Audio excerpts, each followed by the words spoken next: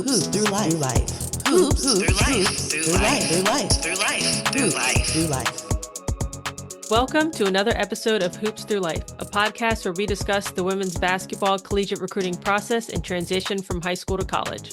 I'm your host, Elsbeth Bierman. Our guest today is Coach Matthew Donohue. Matt started his coaching career at North Arlington High School in New Jersey before moving on to Mount Olive High School. He entered the college scene in 2000 when he became the head coach at Bloomfield College. From 2003 to 2008, Matt was the head coach at Elmira, and this year Matt just finished his 16th season as the head coach at Catholic University, where he is the winningest coach in Catholic women's basketball history, a four-time landmark conference coach of the year, winning 3 tournament titles and 6 NCAA appearances, including this past season where they made it to the second round of the NCAA tournament. Matt, thank you so much for being here. Thanks so much for having me. And just so all the listeners know, I feel like I could have kept going with the coaching accolades, but I tried to shorten the intro as best as I could. But you have a wealth of coaching experience and you've just been around for a while. So I'm really excited to get into it from the recruiting side. Oh, I appreciate that. All that is probably just code for how old I am at this point in time. All right. So when what is the first thing you notice about a student athlete? What kind of draws you in?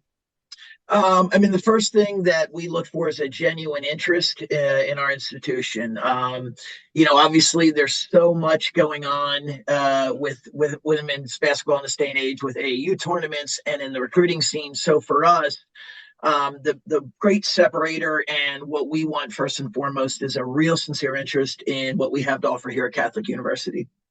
And what are some examples of how a student athlete can express that to you? Well, we love when they reach out to us. I would say literally 90% of our roster is made up of, women and players who have reached out to us directly, or an AAU coach has reached out to us directly, or a high school coach to let us know that could potentially be a great fit for our program. The student athlete might reach out themselves to let us know that they're super interested in Catholic University and what we have to offer. Hopefully they know something about our program and institution when they share that.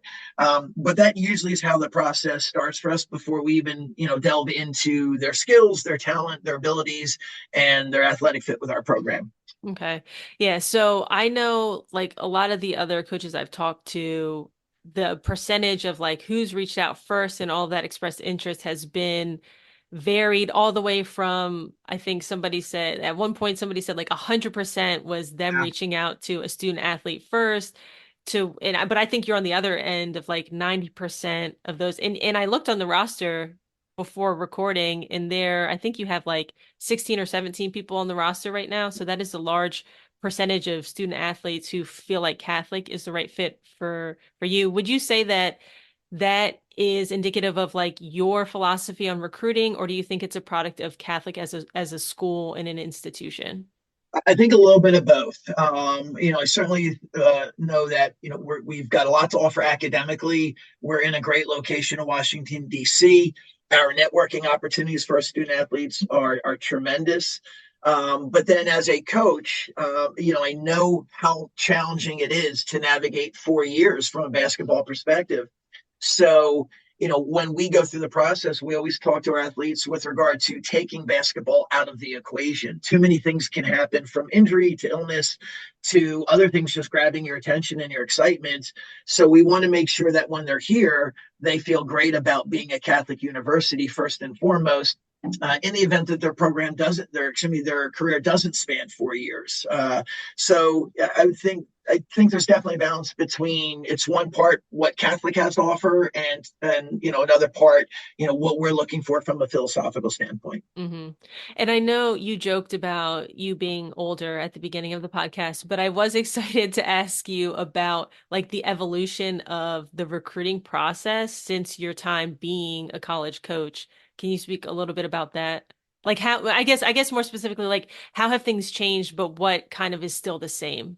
Oh gosh, the technology of the sport has changed tremendously. The sheer enormity of recruiting tournaments and AAU tournaments is just, I would say it's tripled, but that's probably an understatement.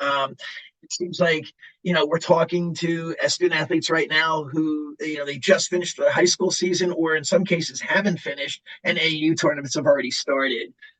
So that's changed the technology with social media. With that's become a huge tool for a lot of student athletes to communicate and establish relationships, or begin the process of building relationships with college coaches. And then the video component of it, there's virtually no tournament that you go to where you can't also watch those games online.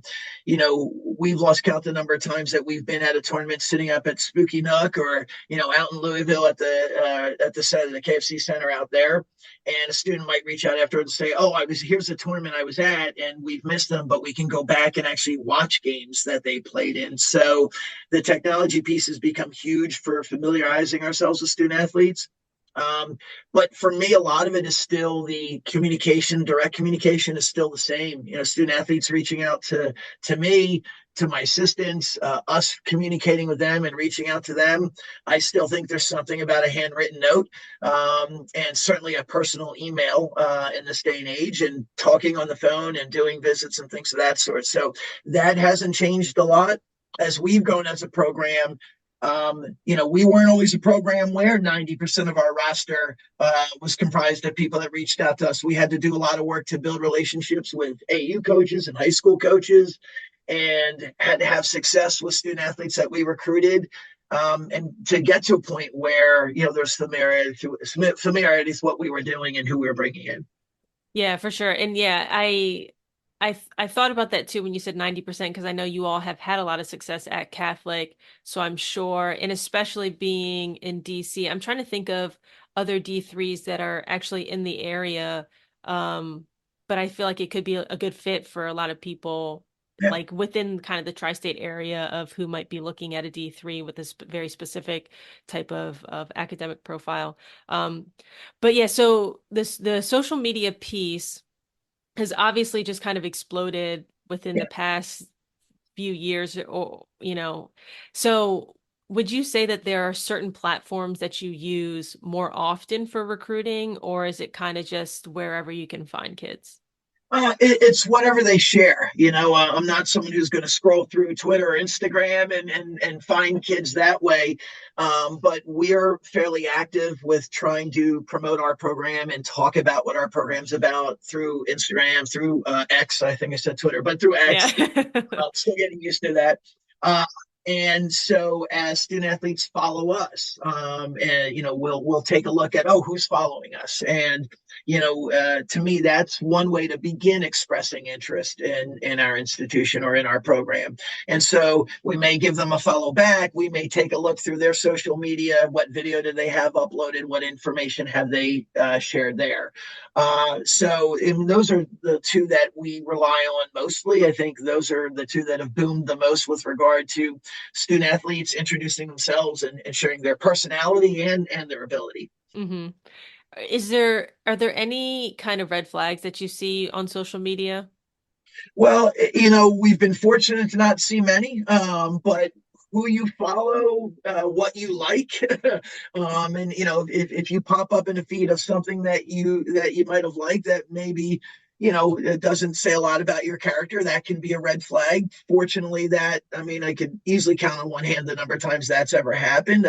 I think the student athletes coming up in this day and age have become very savvy, to understanding, that they're putting their brand out there, they're putting themselves out there on social media, and so you have to be, intelligent. You've got to be, specific about, thoughtful, really, about what you're liking, what you're following, and what you're putting out there to promote from yourself. So, yeah, you got to be careful with it, and I think we've been fortunate enough to see that most student athletes have handled that process very well.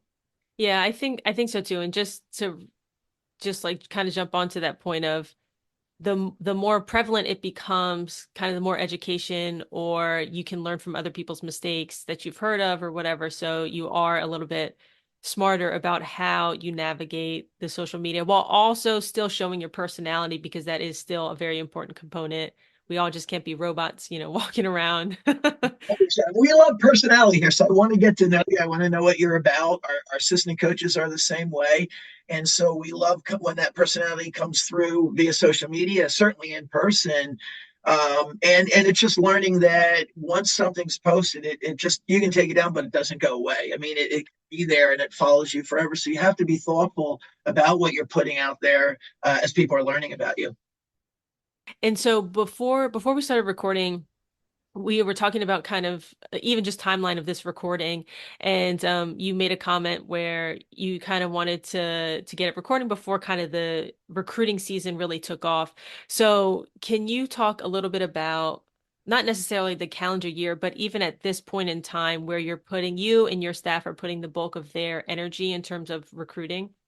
A lot of our communication, a lot of our energy right now goes into responding to emails that recruits have sent to us. Reaching out to student athletes that have already established connections going back 1 or 2 years that have expressed an interest. Maybe they attended one of our elite camps. Maybe they reached out as a sophomore and indicated a potential interest in Catholic University. So, gathering their AAU schedules, inviting them to upcoming elite camps and prospect camps that we have. Making sure we understand where they're going to be over the next several months, because there's something going on every weekend, and then picking and choosing what makes the most sense for us to go out and attend to see student athletes play. Gathering video from their last high school season. Our process typically starts at a minimum of a year out. So right now we're talking with a lot of 25s, but we're also talking with a ton of 26s. And so getting to learn them and know them, and they've grown, hopefully they've grown a lot in their high school seasons as well. And so we want to see, game footage from this past year, highlights, full game, whatever we can get. So that's the bulk of our time. AU schedules, getting video, and building or reestablishing or establishing new connections with them. So for you and your staff, your timeline talking to, so like 25s would be rising seniors, 26s, rising juniors. What does your communication with that 26 class look like? Well, we want to start. It's a lot of reaching out or responding to communications to gather their schedules. We want to see film. Maybe they're starting to establish, or get an idea rather of what they might want to study. So, are we an academic fit for you at that point in time? Do we have that major? Do you make sense with us that way? Understanding where we can go see them play. What level are they now playing at? There's a huge jump from your sophomore to junior year with regard to your club experience and that component in terms of the level of team that you might be playing on. Are you on a national team now, or are you still more of a regional team? So just really learning how they've grown and hearing from them from that regard to how they've grown academically and how they've grown athletically over the course of the past year to 2 years. Yeah, and I was talking to a family the other day, just kind of about that relationship building piece, right? Because and sometimes it needs to be put in perspective of like parents are trusting an adult to look after their child for the next 4 years and mentor them for, way beyond that. So like building that relationship is so key, because you can't just trust somebody in 1 month or one conversation. It really is built over years. And I'm not sure if maybe that perspective is always seen, but just like saying it out loud, I think is an important thing too, to say you have to feel comfortable with them and they have to feel comfortable with you in all of that.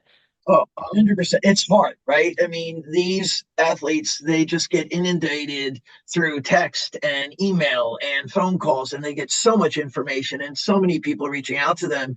And so sifting through all of that to even figure out how to carve out the time to do campus visits, to talk with coaches on the phone, to email back and forth to start to build that relationship is so challenging to sift through. I don't envy parents and student athletes in navigating that, because it is really hard. And even after you start to narrow that list down, you continue to play AAU and travel all over the country, and other coaches get to see you and start reaching out. So it can be very overwhelming. And that process of of learning about a program and the coaching staff and the athletes in that program and what they're all about can be really difficult at times. Yeah, for sure.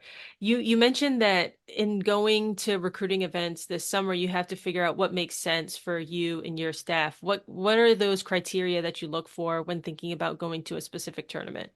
Well, we want to, ideally from a just come almost a sensible type of thing, we want to see as many people as we can. And so we're almost never going to be a program that is just sitting courtside highlighting random names. I just don't find success in that. I can't just watch you play basketball and know if academically and athletically you're going to be, or personality wise, you're going to be a great fit for us. So a lot of our time is going out to see those student athletes we've already established those connections with, to watch them play in person. When we're watching them, we want to see them obviously compete well. We want to know that they fit our style of play, they fit our system. But I also, weirdly, I want to see them struggle. I want to see them deal with some adversity while they're playing. And I tell every recruit that we have in our office or that we communicate with that I want to see you struggle. I want to see you have a game where you can't hit the broadside of a barn, or maybe turn the ball over a few times, or you're playing above your head and you get your pocket picked. And I want to do that because I want to see how you handle that adversity. How do you communicate with your coaches and your teammates in those moments? Are you able to battle through that and kind of have that next play mentality to fight through that? I don't want to see a lot of games like that, but I certainly want to see you deal with that. And then beyond that, it's obviously as we're watching you play, athletically and skill wise and speed wise, do you fit how we're going to play here at Catholic University, or how at least we want to play? And so it really is trying to evaluate the whole package in that, kind of microcosm that is the court 96, right? So that's kind of how it goes down, and we're going to do our best to see everyone play, at 3 to 5 different tournaments if we can, and we'll sit on games. And sometimes I might be there with my whole coaching staff, and now that's self-serving because I want to have that presence so they see how interested we are, but I also want to make sure that everyone on staff gets to see everyone that we're interested in. Okay, you just said something that made me think of something else. You said that the whole staff will be there, and you said it was self-serving because you want to express interest to the student athlete. What do you think are some things that you do that show a lot of interest and effort that student athletes might not understand, that expresses a lot of interest and effort? Well, we always let them know, if you see, any one of our coaches sideline, we're very interested because we're going to be there on the sideline for several games. If you see all of us there together, then we're obviously super interested. Beyond that, we're going to communicate and follow your high school career, your high school season. We're going to reach out to you and congratulate you. Before big, after big wins, we're going to talk to you about like big games that are coming up. We're going to, we had a recruit that was on homecoming committee and in charge of designing the theme and sets and for all these parades and things going on. And we were having conversations about her in a shark costume and so we're going to do our best to get to know your personality and have conversations about things you're doing outside of basketball as well. And hopefully, we do a solid enough job or strong enough job of reaching out constantly, of showing up at high school games, of showing up at AAU tournaments to show that interest and to communicate with you above and beyond the sport itself. We're going to talk to you about, our academics and make sure we're connecting you with heads of departments here. And we're going to invest a lot of time, and our hope is they see that time and effort we put in throughout the process. That might span 1 to 2 years, and in a rare occasion, it could go 2 to 3 years, but we want you to see, we want to feel that presence from our coaching staff. Yeah, I always say that anything that shows a coach is giving up their time, not giving up, but maybe investing their time means that they're interested, because especially during the season, you might have, 2 games a week and you're trying to scout and practice and just managing a team of young people where something comes up every single day and you never thought that would ever happen. So it's just like all of that time spent, I think, is just something that really should let you know, oh, a coach is texting me, that means something. A coach is calling me, that really means something. Yeah, so I think that is another important thing too. So when you're it sounds very relational. So when you're talking to a student athlete, like on the phone, what are some things that you're looking for? What are some questions that, a student athlete should be asking? Or does that kind of depend on, the kid and what they're interested in? Well, I mean, some of the basic areas that we'll touch on, we want to know, what they're interested in, excuse me, what they're interested in academically, what they're studying. We want to know, do they have a sense of what they might think they want to do with their lives? I mean, I've lost count of the number of times a student athlete said, I definitely want to study nursing. And they get here and a year later, they're in business, right? And so we do understand that as well. But we want to know academically, what they want to study, what type of students they are. What are they doing outside of basketball and academics within their community? We want, student athletes who are super involved in their communities. Are they giving back? We're going to do that here at our university, and we're going to invest in our community and the people around us. So we want people that are excited about that. It might be simple, like, what shows are you watching? What are you watching on Netflix? What's your go-to? What are you doing just for fun? We want to really do our best and to get some good insight in terms of their personality and what makes them tick and their interests. And it's, everything that we can do to kind of also, show them what we're about as well, and what excites us as a coaching staff. Mm-hmm. I want to go back a little bit. We were talking about AAU tournaments and things like that, but let's say a student athlete has ticked off the box of academics. So you already know that they're in from an academic standpoint. It sounds like the next layer is like basketball. Do they fit from an athletic standpoint? What are maybe some kind of the baseline of what you're looking for from an athletic standpoint, but then also, are there any areas where you see student athletes now coming in less prepared doing on the court? Yeah, I mean, there's always instances where student athletes come in a little less than prepared, and that's not a bad thing, because a lot of what we'll do is when we watch student athlete, there's a lot of layers to it. So is no one's a finished product, right? When they come in, so it's really about where are they today? What's the ground level like for them? What's the ceiling look like? And we try to do our best to surmise where do we think that student athlete can get to.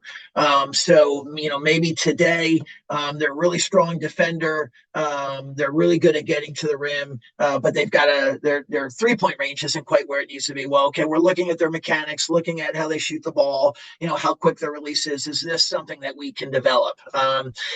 Defensively, maybe they've grown up playing zone, or unfortunately, there's a lot of AU teams that play a lot of zone out there, which drives me nuts, because I want to see you play man to man. But okay, so we're not sure where they are defensively, but we can kind of get a sense. So a lot of it is, surmising and determining where they are at that present time and what we think their ceiling can be, and how long is it going to take us, or what do we have to do to help them get there, and then finding out if they're willing to put in that time and effort. So that's a huge part of it.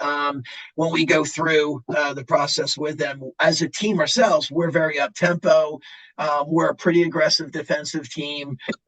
We love to shoot the ball. So we're certainly looking for those characteristics, but we also love versatility. So if we find someone that we think, hey, that player is 5'10", 5'11", maybe they're 6-footer, but they have the potential to maybe play, 3 to 4 spots on the floor. Maybe not today, but eventually. That's huge for us, and that's super exciting. And then it's about having those conversations in terms of like what we and what they need to do to help them get to that point. But I think one thing that we feel great about is our ability to develop players here. I look at our team from 2022-23. We graduated 4 starters. We graduated 75% of our offense. But we felt great about the players that were behind them and developing, that they could take some pretty big steps. And fortunately, luckily, we were right about that. You're not always right, but and we were able to actually have greater success this year in terms of wins, losses, and advancing. But a lot of that is credit to the growth that so many of our players took. Yeah, and I think that's an important aspect for high school students to look into as well, and to ask questions when they talk to coaches, is not only looking at how well they're doing, but asking about the developing piece, because there are coaches out there who just out recruit kids every single year. And so if it's something that you want to do, to be a part of a program and to grow and develop, I think it's really important to see that track record, to understand, hey, wow, Catholic graduated this, and this, and then they're still really good, and it's like maybe the juniors and seniors were still the ones playing, or maybe some, second years or whatever. So I think that's an important thing to look at too when the athlete is doing their vetting process about an institution as well. So when you get kids on campus, what does that look like for you all? What are some things that you're looking for specifically when you're interacting maybe with a student athlete in person for the first time? Well, when we have them to campus, obviously it's going to start with them and probably their parents in the office with us, with our assistant coaches. Like I said, I like a lot of personality, so I love it when we get a student athlete that is super talkative and really has a lot of personality and really is very easy to talk with. I do love hearing from the parents. You mentioned earlier, and we talked a little bit about that trust piece. They are potentially about to entrust us as a coaching staff and a university with their student, and so that's not something we take lightly. So we do love hearing from the parents and answering questions from them. We just don't want them to dominate that whole conversation. We want the student athlete to really advocate for themselves, to talk about what excites them, talk about their interests, talk about the sport, their experience in it. They're going to spend time with our team. They're going to see our campus. I think it's important to sit in on classes here at our university so they see what that looks like. I think it's important to meet with people from, if they're interested in studying marketing, well, I want you to meet with someone from the business school and the head of marketing to talk about what that process looks like. I want them to understand their job prospects and that next step beyond Catholic University. When we recruit them and we talk to parents about this, we're not just recruiting for the next 4 years. I've heard a million coaches say it, so it's not something I invented. And I think you probably know what's coming up next year, but it's really about the next 40 years of their lives. I mean, at some point in time, nobody's sitting in my office with dreams of playing in the WNBA, right? So it's really about what that next step is. And are you looking for grad school next? Are you looking to go into the workforce next? And how can we help you get to that point? So we're going to do all of that in a visit. We'll do full day visits the first time around where we tour them through campus. We get to spend a lot of time talking with them about what we believe they can be. We find out what they're looking for. We'll bring them back to campus. They're going to spend a ton of time with our team. They are far more important than I am in this whole process. The players that we in our program, that's who you're going to spend most of your time with. They're going to turn out to be lifelong best friends. And people that you grow with for the rest of your lives, hopefully. So you need to really make sure that there's an opportunity for a really great fit and a good bond to be developed there as well. So there's so many layers to that process. And hopefully we kind of answer everything that they need as they're navigating things. Based on that answer, I think I kind of know the answer to this next question, but I'll ask it anyways. How it sounds like you rely pretty heavily on the athletes in your program to let you kind of know how they felt about a recruit on campus, but what does their input not mean to you, but like how much do you weigh their input on your decision to, oh, should we move forward with this student athlete or maybe like take a step back or just kind of see where things go? I mean, we weighed in quite a bit. We look at what we do is, we're adding to our family here, and so for us, their input and their feedback is important. We have to make sure it's sincere, and generally it typically always is. They're not really talking a lot about basketball. Certainly, when recruits are on campus, they'll ask questions: "What's practice like? What's coach like?"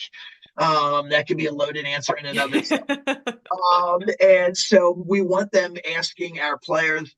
I always joke with them, I can sit here until I'm blue in the face in the office and tell them how wonderful I am. And certainly I believe that's true. But it's really, they're going to get a real look at things and a real sense for who I am by talking to the women that play and the people that play in our program. And so we do rely on that feedback. How are they on campus? How was that interaction? What did they do? What did you guys do? Where did you take them? And we've been pretty lucky that it's almost always super positive. And we typically get the thumbs up, and it's almost never about basketball. It's just them as people and how was that fit in that connection. So when a student gets on campus and they're, in the program, I know Division 3, you can't give athletic aid, but what is kind of the criteria for you all to be to oh, what's the word I'm looking for? To retain their roster spot from year to year.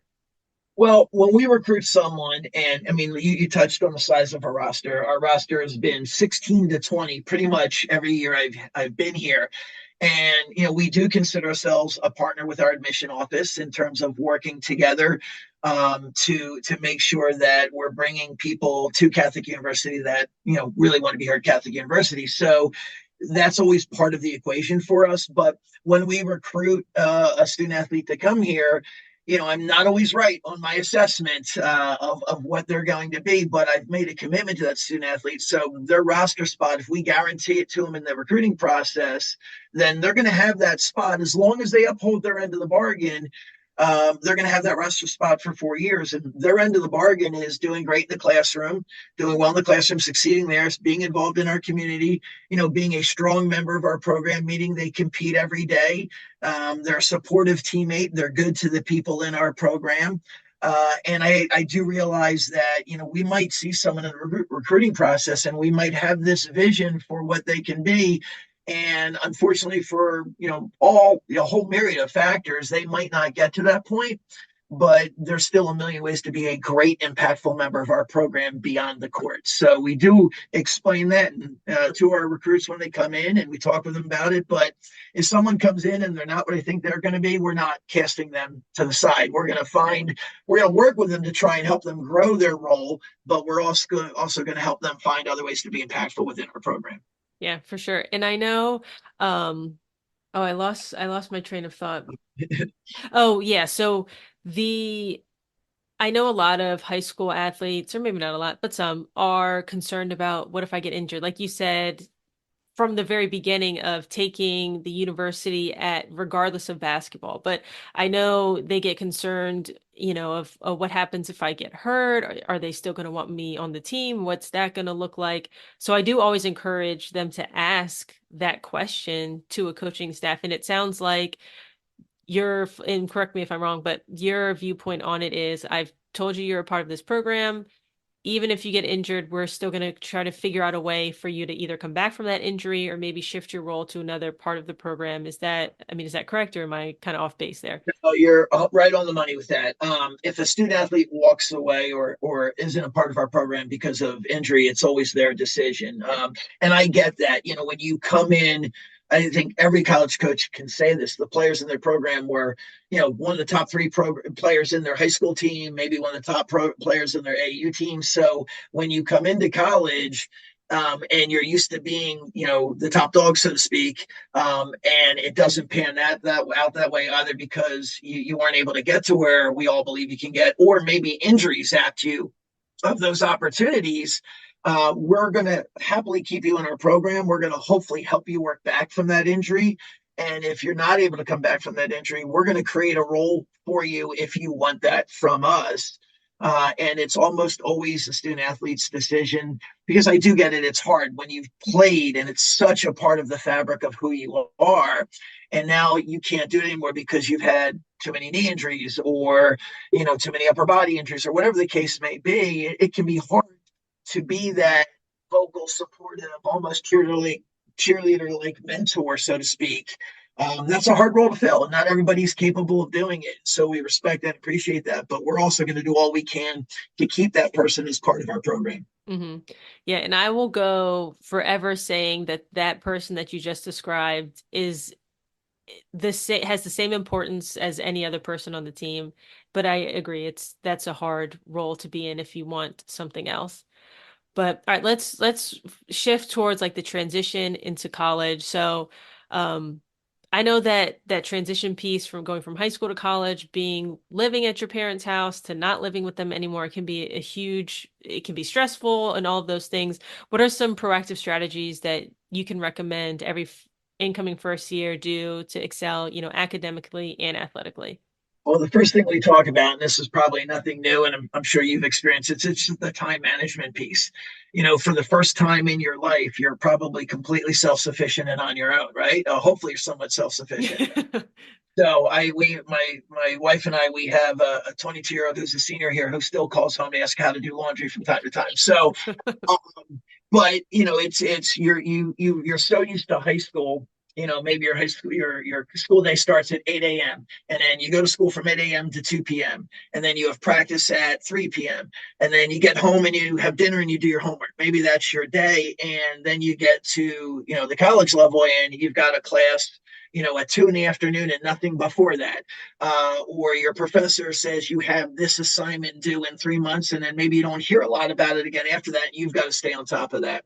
So much of that is the time management piece, staying on top of what you have going on, taking care of yourself and making sure that you're eating properly. And so we spend a lot of time talking with our student athletes about managing their time. Okay, when are you going to get a lift in? When are you going to get to the training room? Are you eating? Did you just wake up and sprint in without eating? And so it's something as simple as that.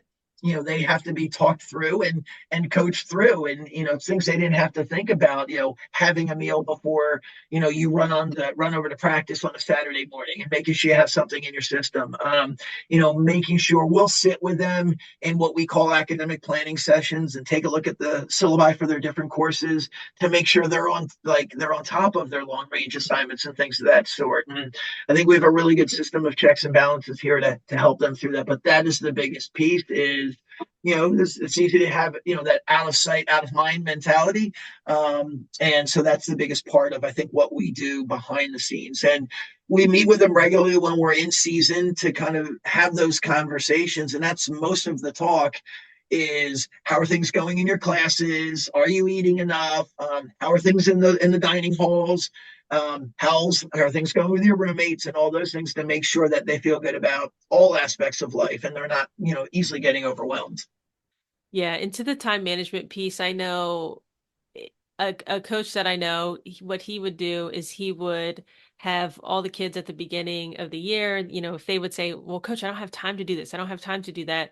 And he would sit them down and they would do like a time audit of their day to actually look at what exactly they're doing at every moment of every day. And what we would do sometimes is we would say, all right, take out your phone, pull up your screen time on your phone. Oh, you were on TikTok for 4 hours yesterday. I think you just found at least two where you could have done something else in that time. But it's hard. It is hard when you come from something very structured to something that's a lot more free. You really don't even know where your time goes until you actually get talked through that, or somebody really points out what you're actually spending your time on.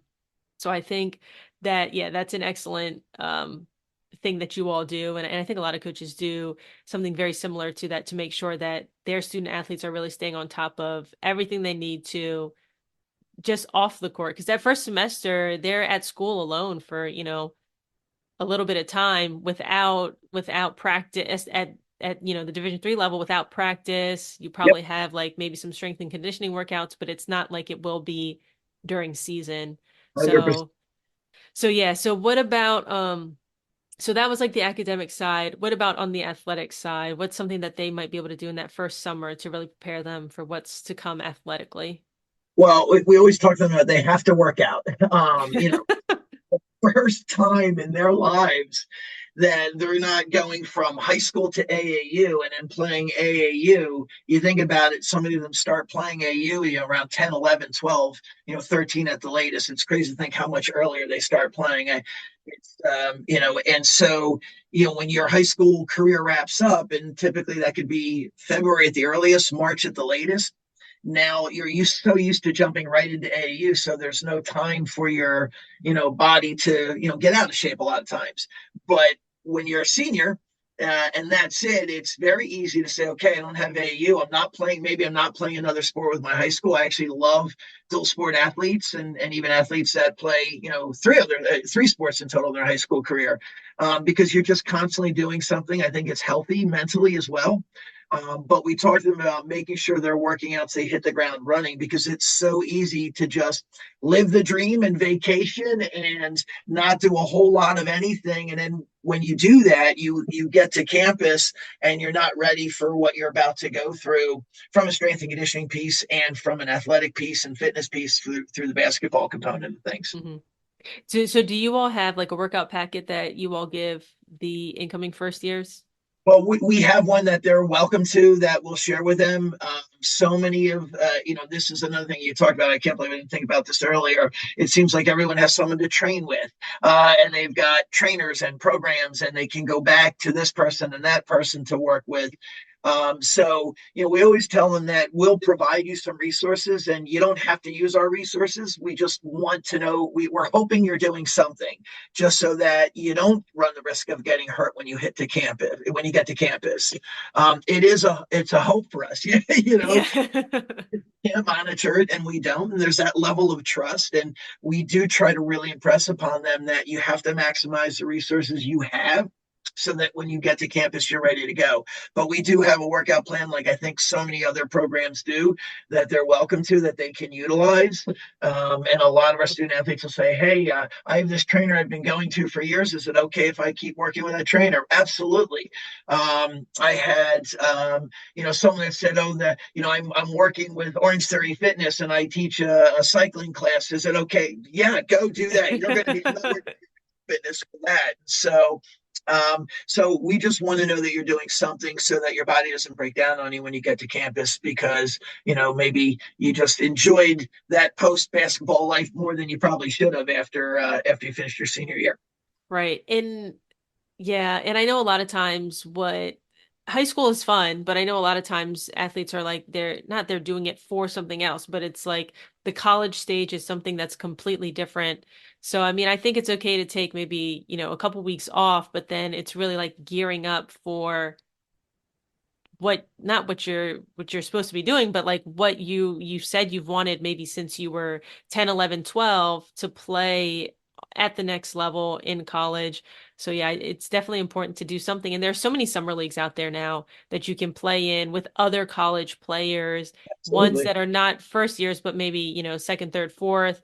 And so you can kind of get used to what it might be like to go up against, grown women in a Mhm. sense, from even just a physicality standpoint. That was the big thing that I was talking to.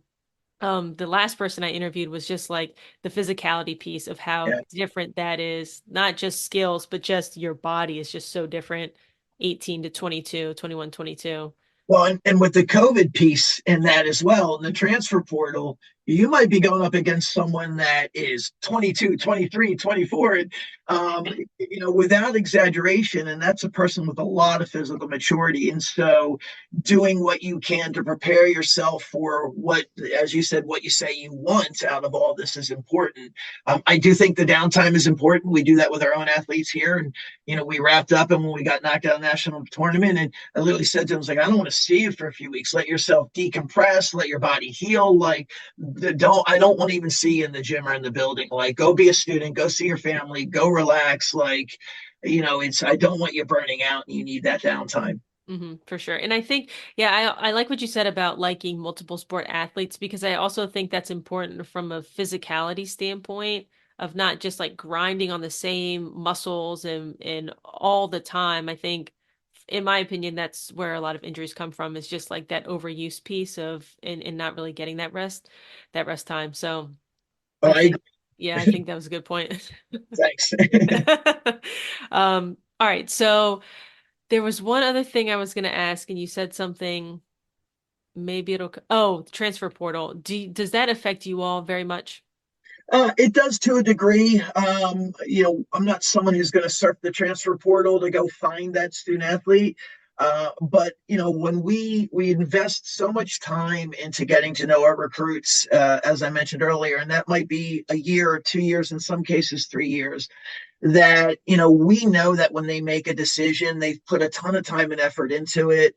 we absolutely appreciate when they have that conversation with us directly. And if they're not choosing Catholic University and they're going elsewhere, then, great. We know you put a lot of time into it, so we wish you well. We typically always leave the door open. And so where the transfer portal typically impacts us is someone that maybe we recruited or someone that maybe we tried to recruit and we got to know them. And now they reach out to us or, oh, hey, that name popped up in the transfer portal. And so that's where I'm comfortable having that conversation.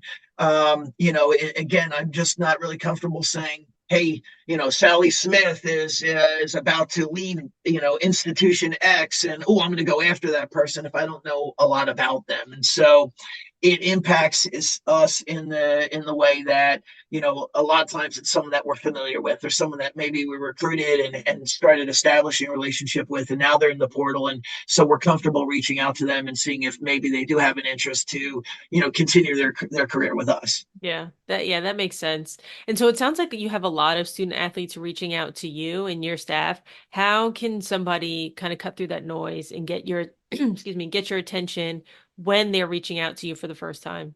Yeah, well, the email, that opening email is huge.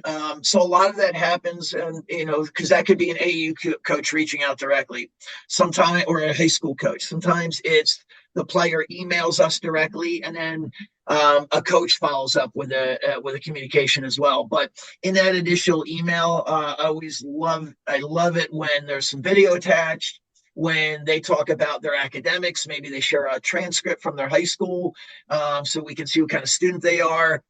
We're a strong academic institution, so obviously there's an academic profile that really works well with us, and so I love to see the transcripts. I love hearing about what they might want to study, what types of courses they're taking in high school. As you see, I'm a talker. I'm kind of long-winded here, so the more information, the better. But I do want them to know something about our university and our program. So I love that when we can read an email and say, hey, this person wrote this email to us. They know something about our program. They know we have their major. They're talking about nursing, or they're talking about this aspect of business or this aspect of engineering. And, we have those programs. And when they share really good information about themselves with regard to, their stats, what they've accomplished, and also some videos, always great. So I have a last couple questions that I do ask all the guests. The first one, what book or podcast would you recommend every incoming first year read or listen to before their first season begins, and why? Okay, book. I love Legacy by James Kerr. That's a really good one. We've shared some passages with our team.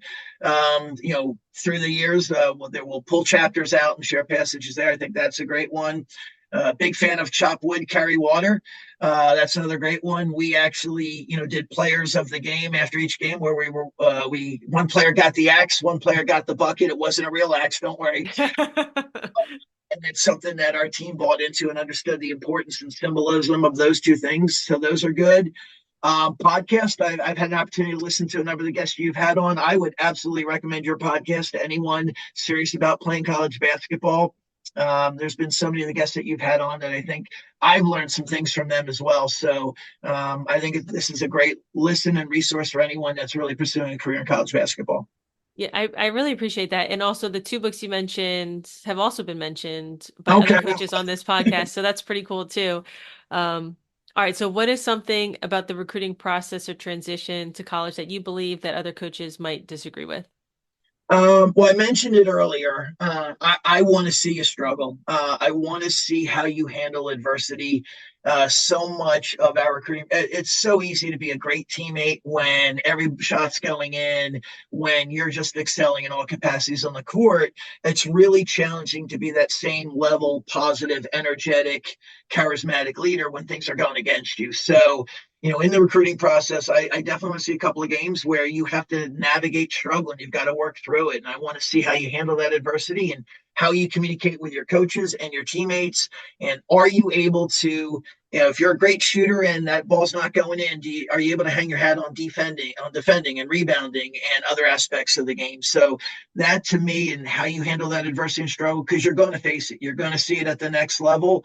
I don't know a player that went to the next level and everything came easily in every regard, right? So we definitely want to see that. And people look at me like kind of sideways and crazy when I say that, but I'm I'm genuine and sincere about that.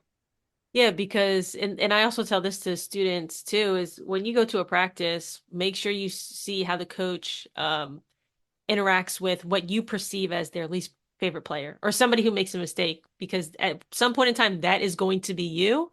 If you're not okay with their reaction, then maybe that's not the right coach or not the right place for you. All right, last but not least, any final words of wisdom? I think as you navigate the process, just be authentically yourself. When you're communicating with coaches, when you're reaching out, share your genuine interests, share as much information as you can, videos, schedules, make sure that you're communicating to show a genuine interest in that institution. I don't love the, computer generated emails that come from recruiting websites, because so many times what happens is, you're not the only student athlete using that website. And I'll get the same identical letter word for word or email word for word from different recruits that use the same website. So just take time if you're really interested in an institution to be authentically and genuinely yourself and share your interest in that institution and let those coaches get to know who you are as a person and as an athlete. All right, perfect. All right, Matt, I appreciate you coming on. Thank you so much. Thank you so much for having me. It's been a blast. I really appreciate it. You can find the Catholic women's basketball team on Instagram and X at CatholicU_WBB. Those links will be in the show notes. Thank you so much for listening. If you're looking for more specific recruiting advice based on your situation, head over to hoopsthroughlife.com today to schedule your free 30-minute strategy session with me. We will discuss where you currently are in the recruiting process, where you want to go, and create a plan to get you there. Again, that's hoopsthroughlife.com, HOOPSTHROUGHLIFE.com. And if you have any questions for me or questions you want me to ask future guests, you can email me at l@hoopsthroughlife.com. That's EL@hoopsthroughlife.com. I look forward to hearing from you soon.